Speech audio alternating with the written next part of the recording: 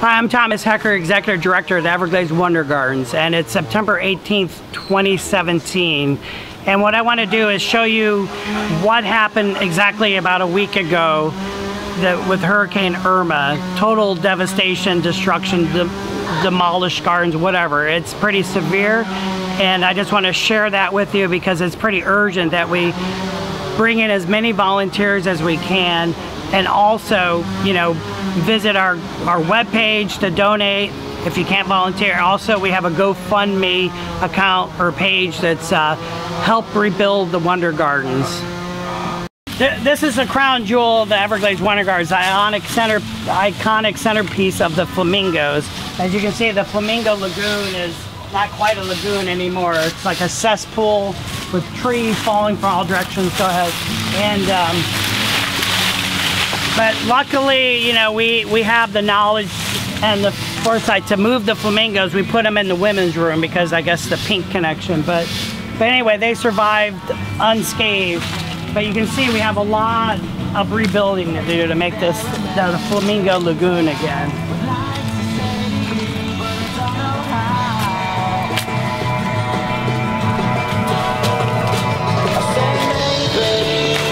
Lots of wonderful volunteers at Veterans Elementary School. They don't have school this week, so a lot of the teachers are out volunteering out in the community.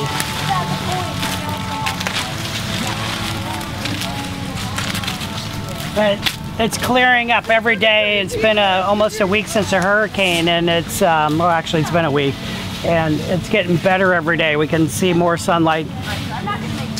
There's light at the end of the tunnel, and that's where we're headed right here at the end of the tunnel here, the river. It's a pretty big pond. Yes, it is a big pond. And ironic, there's a lot of talk about the Imperial River flooding, and it actually flooded here too. It came over the embankment and flooded this side of the garden. Got it, got it, all right, got it.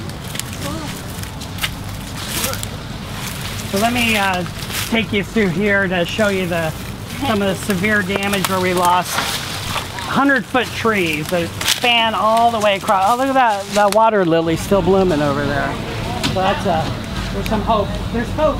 Yeah. This was the butterfly garden, and the butterfly garden needs lots of sunlight, and so that was one of our challenges. Now there's plenty of sunlight for the butterflies. So the butterflies are the winners.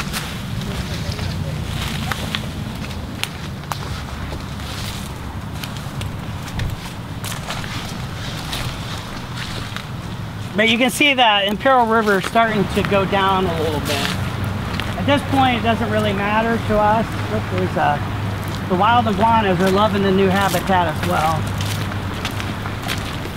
So this is our African mahoganies. There was like a line of them here, and some of them must have been close to 80 feet tall. And you can see what damage they did when their roots came up. They lifted the stockade fencing, which is our perimeter fence that helps keep all our wild animals in. And yeah, I don't even know how to tackle that right now, but that's quite the destruction that you can see. I don't know if a tornado came through this area, you know, going kind of from the east to the south. But the iguanas are loving the habitat, as you can see, because now there's a lot more sunlight. Before, the iguanas must have been here, but up in the trees, and we never saw them. This is the giant African mahogany. You can see it goes all the way across. There's kind of some sister trees here where one hits the railroad tracks and this one goes all the way across the river. But the wood at the base of the trunk's about 4 feet across. So ideally, if we can harvest the wood for like some type of furniture for a fundraiser, tree cookies to make living edge tables, that's kind of the plan. I just have to find the right person to log it up and then haul it out. Then you have to dry it for a year. But and then luckily there's lots of there's seedlings that'll help fill this gap again. But it's hard to believe we had a hurricane. I mean, the skies are perfectly blue right now.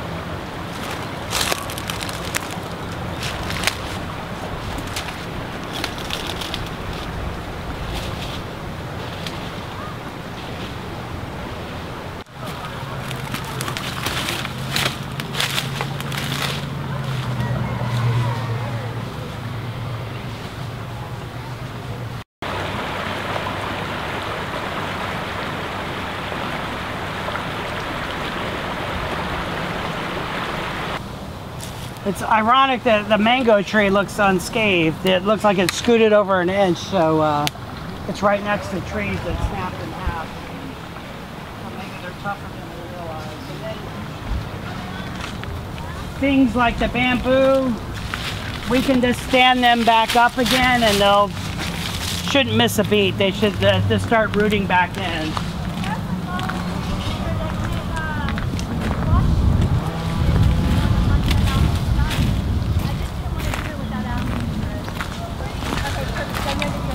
And this was all covered with branches, but we wanted to at least save our oval, or not quite oval lawn, our lawn area. So we got all the branches and trying to get all the leaves off it.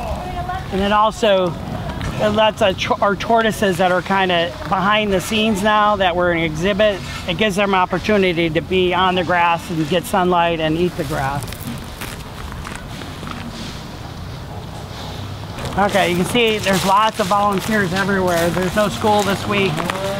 Then, you know, besides losing the trees, once the trees are gone, they were kind of the umbrella that protected things from the sun. You can see now plants that were for shade are exposed and getting all burnt up. So we'll have to readjust our plan and move those to shadier areas if we can find any shady areas.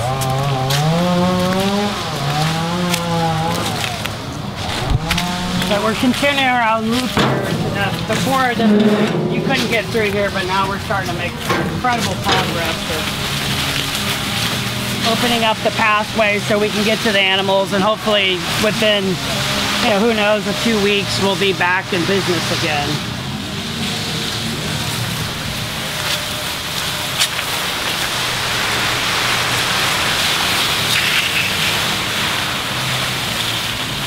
Wheelbarrow after wheelbarrow is leaving this place. You can't really get big equipment in here. You could do more damage.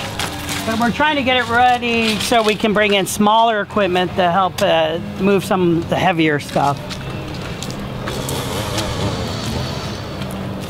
Again, you know, poor Zeus, he was crushed in Hurricane Wilma. You can see his shell.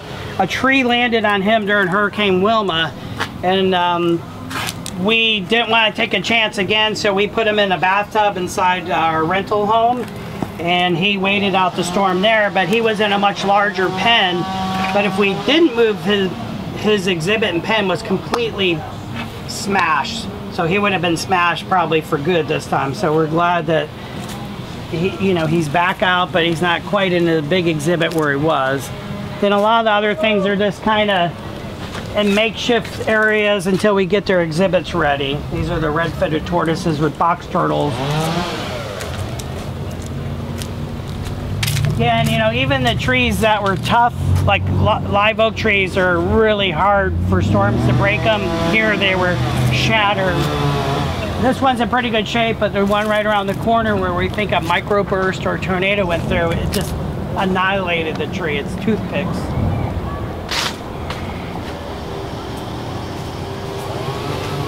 But overall, the exhibits dodged a lot of the trees. I don't know how that happened.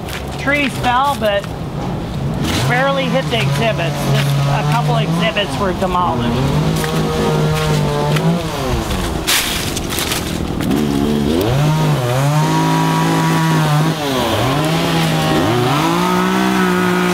Again, all the tortoises were brought inside, and they're loving it being back out in the sunlight.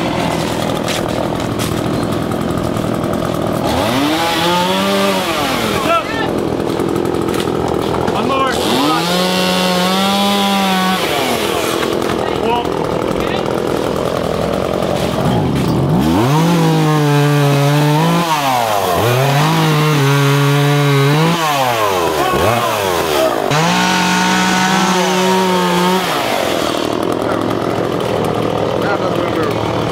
Please up.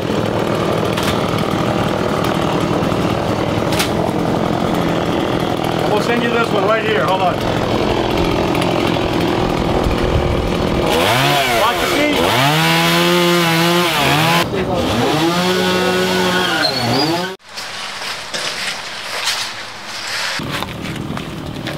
So we hope to stand up these trees with cranes, but we have to kind of strategically get the crane in here so it can get leverage on it. These iconic historic trees, there's like 2, maybe there's 3 or 4 of them that we want to give it a shot. You got to keep them alive. Meanwhile, they can lay on their side for a couple weeks. And but the big kapok-like tree, the silk cloth tree, it looks like Charlie took branches off of it before 2004.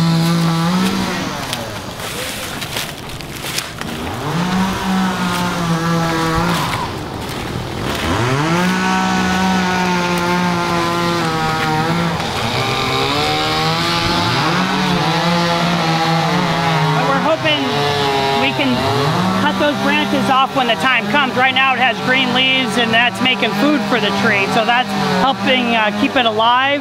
But we can top it and then hopefully upright it. And if we can save these center pieces right here, we'll be in great shape. You can see the largest spandon we have only lost a few branches and it'll get leaves before you know it. 4 days ago, you couldn't even crawl through here. There were so many limbs and tree trunks, and so we've cleared many paths. I mean, the pile out front is just growing higher and higher, but it's amazing, especially over the weekend, how much work was done with volunteers.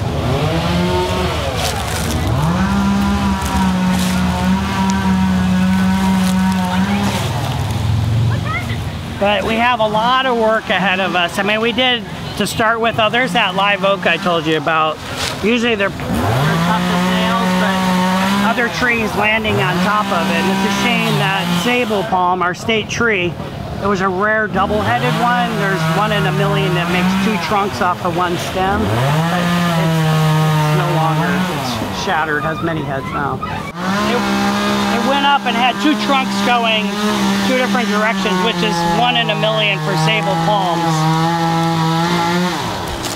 But again, you know, I'm in 100% sunlight, where before this was probably 1% sunlight. So quite a change for the plants, and they're just gonna get fried by the sun. This was, we probably lost 15, 20 palms in this area alone.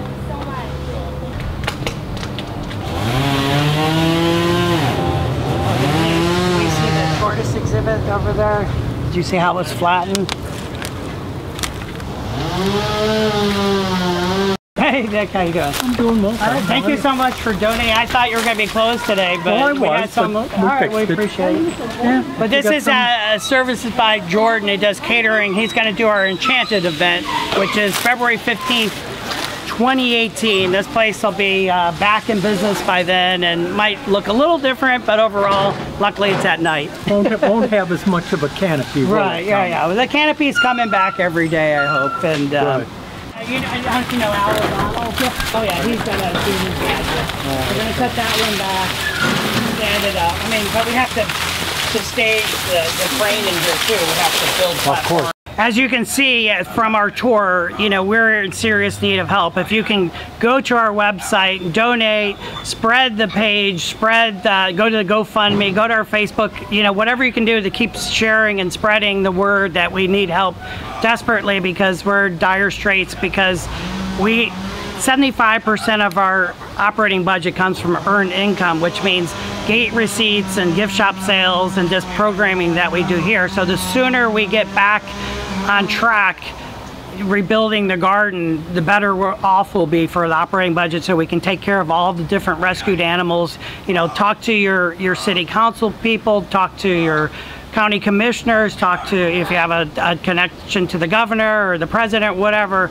We want to make all the connections we can to make sure that we get this back on track. It's been here 80+ years and there's no reason for it to stop now. And so if we can continue, we were on great progress in the last few years as a nonprofit, and if we can continue that path of environmental education and also having, you know, exhibits that are world-class where the animals are kind of in more natural enclosures, that was the direction we're going. But we're got now a major bump in the road that we have to work through to keep moving.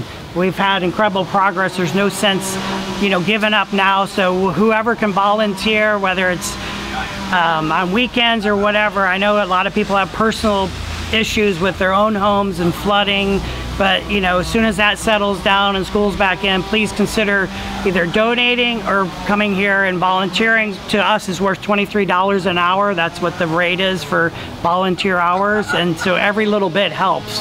And then just in the last few days, we've made incredible progress without even bringing in any contractors or professionals. It's all done by volunteers, because this is the iconic crown jewel of the downtown redevelopment area, and you know, it's kind of the people's garden, and we want to keep it that way. So if everyone does their share, right now the GoFundMe page, our goal is $100,000. We're at wants me asked for another donation, but we're at 3,000, so we got quite a ways to go. But $10, $15, but if it's 100 people or 1,000 people, $100 will reach our goal quickly. But 10, 15, it all adds up. So anything that you can do to help us rebuild and recover and then start building for the future is greatly appreciated. Thank you for watching this video, and we look forward to seeing you at the Wondergardens soon.